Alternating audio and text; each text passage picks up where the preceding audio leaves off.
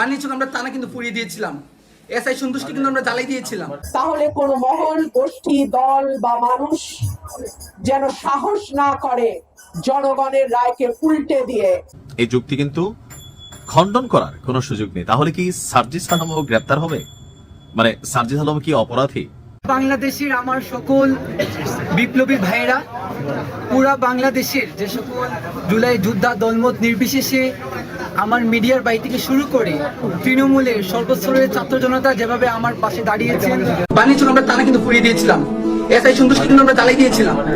কত বড় সাহস ওদের!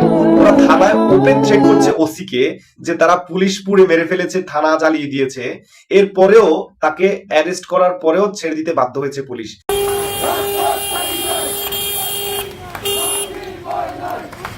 প্রিয় দর্শক, এতক্ষণ দেখছিলেন সংবাদ শিরোনাম। সংবাদ শিরোনাম হতেই হয়তো কিছুটা বুঝতে পেরেছেন আজকের এই ভিডিওটি আপনাদের জন্য কতটা গুরুত্বপূর্ণ। প্রিয় দর্শক, হবিগঞ্জের সেই বৈষম্য বিরোধী নেতার জামিনের বিষয়টি নিয়ে এখন রাজনৈতিক মহলে তুমুল আলোচনা সমালোচনা হচ্ছে।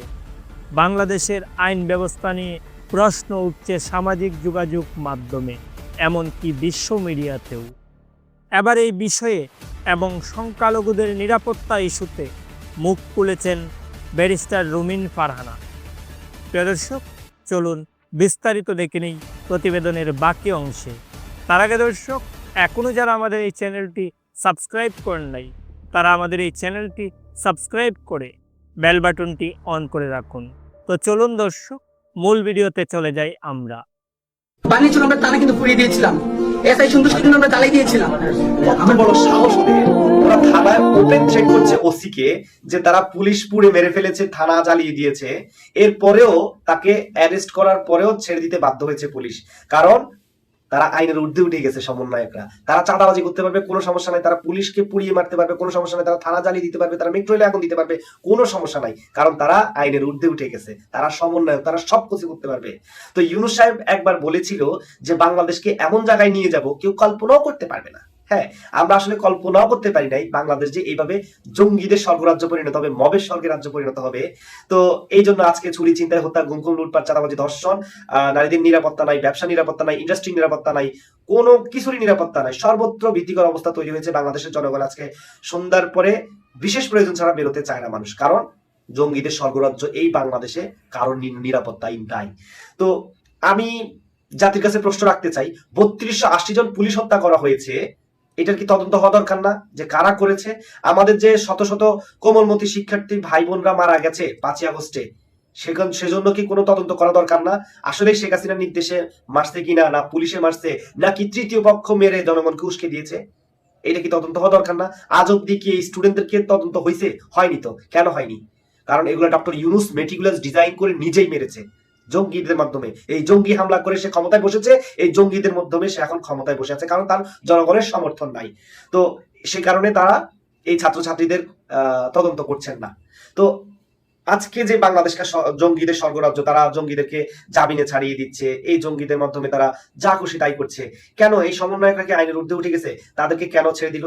কেন সে জেলে যাবে না? কেন্দ্রীয় সমন্বয়ক হাসিব বলেছিল যে আমরা যদি মেট্রো রেলে আগুন না দিতাম, আমরা যদি পুলিশ হত্যা না করতাম, তাহলে শেখ হাসিনার পতন নিশ্চিত করা যেত না। এই কথা বলার পরেও, স্বীকার করার পরেও সে এখনো বাইরে আলো বাতাসে ঘুরে বেড়াচ্ছে। এবং উপদেষ্টা আসিফ মাহমুদ তিনি AK-47 এর ম্যাগাজিন নিয়ে এয়ারপোর্টে ধরা খাইছে, তারপরেও তাকে জেলে দেওয়া হয়নি। আওয়ামী লীগের সময় কিন্তু আওয়ামী লীগের এমপি মন্ত্রী, উপমন্ত্রী সম্ভবত, সে ধরা খাইছে, তাদেরকে সাথে সাথে জেলে দিয়ে দিছে। অথচ ডক্টর ইউনূসের সময় কারোর কোনো আইন নাই, সবাই আইনের ঊর্ধ্বে উঠে গেছে তারা। আর ছাত্রলীগের কর্মী উত্তরা মাইলস্টোন স্কুল অ্যান্ড কলেজে কোমলমতি শিক্ষার্থীরা যখন আহত অবস্থায় কাতরাচ্ছে, সেই সময় ছাত্রলীগের কর্মী রক্ত দিতে গেছে, তাকে সেখান থেকে তাদেরকে অ্যারেস্ট করা হয়েছে। অথচ এই ডক্টর ইউনূসের জঙ্গি, তথাকথিত জুলাই যোদ্ধা, এই জুলাই জঙ্গিরা তারা বাংলাদেশটাকে মবের স্বর্গরাজ্য করছে, মব তৈরি করছে, তারা যা খুশি তাই করছে, তাদেরকে অ্যারেস্ট করা হচ্ছে না। তো পুলিশ হত্যার বিচার আমরা সবাই চাই, ৩২৮০ জন পুলিশ হত্যার বিচার হোক, এবং আমাদের কোমলমতি শিক্ষার্থী ভাই বোনদের তদন্ত, পূর্ণাঙ্গ তদন্ত করা হোক, আমরা সেটা চাই। এখন পুলিশরা হয়তো নিরুপায়, তারা তাদের বিচার চায়, কিন্তু তারা করতে পারছে না। আমি যদি সৃষ্টিকর্তার কৃপায় সংসদ সদস্য নির্বাচিত হই, তাহলে কোনো মহল, গোষ্ঠী, দল বা মানুষ যেন সাহস না করে জনগণের রায়কে উল্টে দিয়ে ফলাফল পরিবর্তন করা। আমি অত্যন্ত দুঃখের সঙ্গে বলতে বাধ্য হচ্ছি, ক্ষমতায় এক এক সময় এক এক দল গেছে, কিন্তু আমার সংখ্যালঘু ভাইদের ওপরে নিপীড়ন নির্যাতন কোনো আমলেই কম হয় নাই। আমার মনে আছে 2018 সালে সংসদ সদস্য নির্বাচিত হয়ে আমি যখন সংসদে গেলাম, আমি প্রথম আলোর একটা রিপোর্ট তুলে ধরে বলেছিলাম, বাংলাদেশে স্বাধীনতা উত্তর যেখানে সংখ্যালঘুর পার্সেন্টেজ বা শতকরা হিসাব প্রায় 22% ছিল, সেই সংখ্যা কমতে কমতে এখন 9% এসে কেন দাঁড়ালো? এই জন্যে বাংলাদেশের রাজনৈতিক দল যখন যারা ক্ষমতায় গেছে কেউ দায় অস্বীকার করতে পারবে না। আমি রামুতে গেছি, নাসিরনগরে গেছি, বারুইপাড়ায় গেছি, কুমিল্লায় গেছি, রংপুরে গেছি। আমি বাংলাদেশের বিভিন্ন জায়গায় সংখ্যালঘুদের মন্দিরে যখন হামলা হয়েছে আমাকে বিএনপির তরফ থেকেই পাঠানো হয়েছিল এবং আমি জায়গাগুলো পরিদর্শন করেছি। আল্লাহর কাছে হাজার শুকর, আমার যেই সংসদীয় আসন সরাইল আশুগঞ্জ, অন্তত এইখানে আমি কোন রকম কোন উগ্রতা, উচ্ছৃঙ্খল বা বিশৃঙ্খলা দেখি নাই। এখানে নানান মত, ধর্ম, নানান গোষ্ঠীর মানুষ সম্প্রীতির সঙ্গে আবহমান কাল থেকে পাশাপাশি বাস করে আসছে। আশা রাখি আমাদের এই এলাকা যেমন বাউল গানের, তেমন কীর্তনের, আবার তেমন ওয়াজ মাহফিলের। আমি তো হাসতে হাসতে বলি যে আমার সকাল শুরু হয় ওয়াজে, দুপুর গড়ায় বিকাল হইতে না হইতে আমি দেখি বাউল গান আরম্ভ হয়েছে, আবার রাত্রে বেলা 9টা-10টার পরে কীর্তনের আওয়াজ আসে আমার বাড়িতে।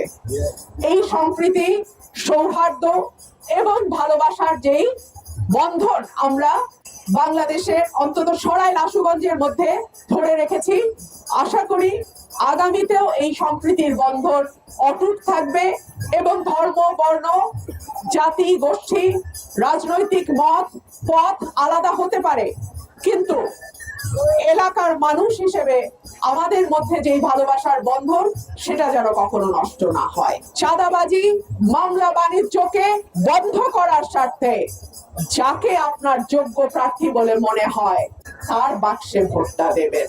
আমি স্বতন্ত্র প্রার্থী, আমি কোনো দলের না, সুতরাং আমি আপনাদের প্রার্থী, আমি জনগণের প্রার্থী, আমি সকল দল মতের মানুষের প্রার্থী। ভোট চাওয়ার সময় আমি কিন্তু আপনাদের সকলের কাছে ভোট চাইছি, সকলের দোয়া চাইছি, সকলের সাহায্য চাইছি। আমি আপনাদের সকলকে নিয়ে সরাইল এবং আশুগঞ্জকে একটা মডেল উপজেলা করব ইনশাআল্লাহ। ছেলেটাকে এই মুহূর্তে আর অচেনার কোনো কারণ নেই। মাহাদি আলম যুক্তিবাদী, আমি যুক্তিবাদী দিলাম এই কারণে যে যে যুক্তিটা এই মাহাদি দেখিয়েছে, এই যুক্তি কিন্তু খণ্ডন করার কোনো সুযোগ নেই। তাহলে কি সার্জিস আলমও গ্রেপ্তার হবে? মানে সার্জিস আলম কি অপরাধী? দেখেন, এই জুলাই অভ্যুত্থানের আগে পরে অনেকে ছাত্রলীগের থেকে আপনার এই আন্দোলনের সাথে সম্পৃক্ত হয়েছিলেন। এখন ডক্টর ইউনূস সরকারের যে অভিযান চলছে, ডেভিল হান্ট ফেজ 2 শেষ হয়ে গেছে, মানে অবশিষ্ট যারা আছে, তো এদের মধ্যে আমি বরাবরই বলছি যারা অপরাধী তাদের গ্রেপ্তার করা হোক, কিন্তু যারা নিরপরাধী কমিউনিটি ছিল এই কারণে আপনি ধরে নিয়ে যাবেন, তাহলে তো এই ট্রেন্ড আগামী দিনে আবার মানে যেটা আমরা বদলাইতে চাচ্ছিলাম বা দেশ বদলাইতে চাচ্ছিল সেটা হচ্ছে না। এখন এই ছেলেকে গ্রেপ্তার কইরা গতকালকে অনেকটা বিপদে পড়ছে এই ডক্টর ইউনূস সরকারের এই প্রশাসন। তবে এটা একটা হাড্ডাহাড্ডি লড়াইয়ের দিকে যাচ্ছে। বৈষম্য বিরোধী ছাত্র আন্দোলন যে প্ল্যাটফর্মটা এখন এক ধরনের ঘুমাই ছিল, এই মাহাদিকে আটকের পর আমরা দেখলাম তারা আবারও সচেতন ভাবে সজাগ হয়েছে।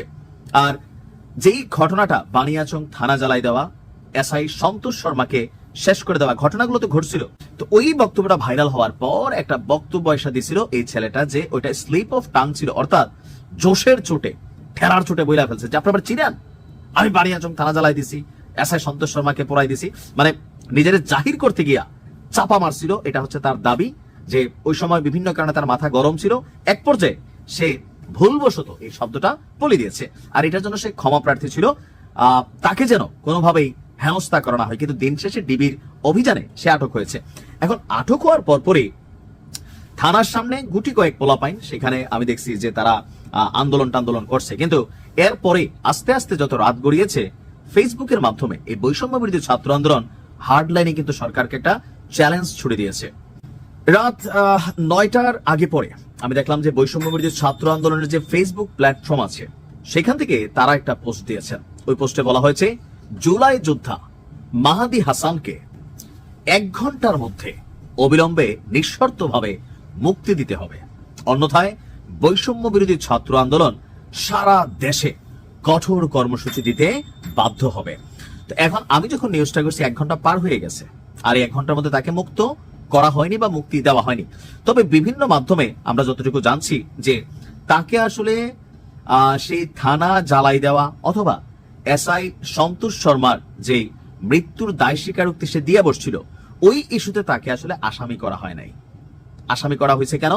ভেতরে একটা চাপ ছিল, পুলিশের মধ্যে একটা গোসা ছিল, বা পাবলিকলি একটা থানায় বসে এই ধরনের একটা স্টেটমেন্ট যখন একজন পুলিশ অফিসারের সামনে বা একজন সার্কেল এসপির সামনে সে দিয়া বসছে, স্বাভাবিকভাবে এটা নিয়ে পুলিশ একটা প্রশাসনিক চাপে পড়ছে, সবার কাছে চাপে পড়ছে। আর এই মাহাদি হাসানের জন্য রাজনৈতিকভাবে কেউ কিন্তু তার পক্ষে স্ট্যান্ড নেয়নি। এমনকি প্রথম দিকে আমরা দেখছি বৈষম্য বিরোধী ছাত্র আন্দোলনের পক্ষ থেকে তাহাকে শোকজ করা হয়েছিল।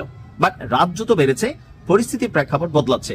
তবে আমি যখন এই নিউজটি করছি, বিভিন্ন জায়গা থেকে বৈষম্য বিরোধী ছাত্র আন্দোলনের ফেসবুক পেজগুলো থেকে বলা হচ্ছে যে আগামীকালকে যদি তাকে মুক্ত করা না হয় বা মুক্তি দেওয়া না হয়, তাহলে বৈষম্য বিরোধী ছাত্র আন্দোলনের নেতাকর্মীরা মাঠে নামবে। এখন প্রশ্ন হচ্ছে, তাকে গ্রেপ্তার করার পর পুলিশ আশঙ্কা করছিল হয়তো হাজার হাজার নেতাকর্মী সেখানে যাবে, যার কারণে সেনাবাহিনী মোতায়েন করা হয়েছে, কিন্তু পোলাপাইন ছিল সব মিলিয়ে 15-20টা। এখন রাত্রের মধ্যে বাকি যারা টেনশনে পড়ছে, যারা এরকম বিভিন্ন সময়, আমার ধারণা একটা অংশ ভালো যারা জুলাই আগস্টে ধরেন আন্দোলন করছে, কিন্তু আরেকটা অংশ যারা অপরাধ করছে, যারা থানাতে আগুন দিছে, পুলিশ হত্যা করছে বা বিভিন্ন ধরনের অপকর্মে জড়িত, এরা প্রত্যেকে টেনশনে পড়ে গেছে যে ভাই মাহাদিরে ধরে ফেলছে, এত প্রভাবশালী ছোট্ট একটা ছেলে, কলিজাটা বড়, তো এই ছেলেটা যেহেতু ধরে ফেলছে, এখন যদি তার পক্ষে আমরা না দাঁড়াই, আগামীতে আমাদেরকে 100% আপনি জানা রাখেন যারা পুলিশ হত্যা করছেন প্রত্যেকে আজ হোক কাল হোক 10 বছর পরে হোক, আপনি কিন্তু বিচারের মধ্যে পড়বেন। আপনার পক্ষে কেউ মাঠে নামবে না, টেকনিক্যালি নামবে না, কারণ হত্যাকে কেউ প্রমোট করে না। সো তারা একটা টেনশনে পড়ছে যে না, এখন একটু 8-7 বাইধা নামা দরকার। আবার অনেকে মনে করতেছেন যে এনসিপির মাঠের শক্তি হিসাবে এই টিমটাকে জিন্দা রাখা দরকার, পেছন থেকে হয়তো এখানে একটা কলকাঠি নাড়া হচ্ছে। তো সবকিছু মিলাইয়া আজকে একটা কঠিন দিন যাবে। আবার এই ট্যাগের মধ্যে সার্জিস আলমকে আনা হয়েছে। তো প্রিয় দর্শক, এতক্ষণ আমাদের সাথে থাকার জন্য আপনাদের অসংখ্য ধন্যবাদ। আর হ্যাঁ, আজকের এই প্রতিবেদনে ব্যারিস্টার রুমিন ফারহানা এবং সার্জিস আলমকে নিয়ে হবিগঞ্জের সেই বৈষম্য বিরোধী নেতার এমন বক্তব্য নিয়ে আপনাদের কি বক্তব্য তা অবশ্যই আমাদের কমেন্ট করে কমেন্ট বক্সে জানাতে ভুলবেন না। আর হ্যাঁ, আপনি যদি, আমি আবারও বলছি, আপনি যদি আমাদের এই চ্যানেলে নতুন দর্শক হয়ে থাকেন, তাহলে অবশ্যই চ্যানেলটি সাবস্ক্রাইব করে বেল বাটনটি অন করতে ভুলবেন না। আজকের মতো এখানে বিদায় নিচ্ছি, দেখা হচ্ছে পরবর্তী কোনো একটি ভিডিওতে। ভালো থাকবেন সবাই, ধন্যবাদ সবাইকে।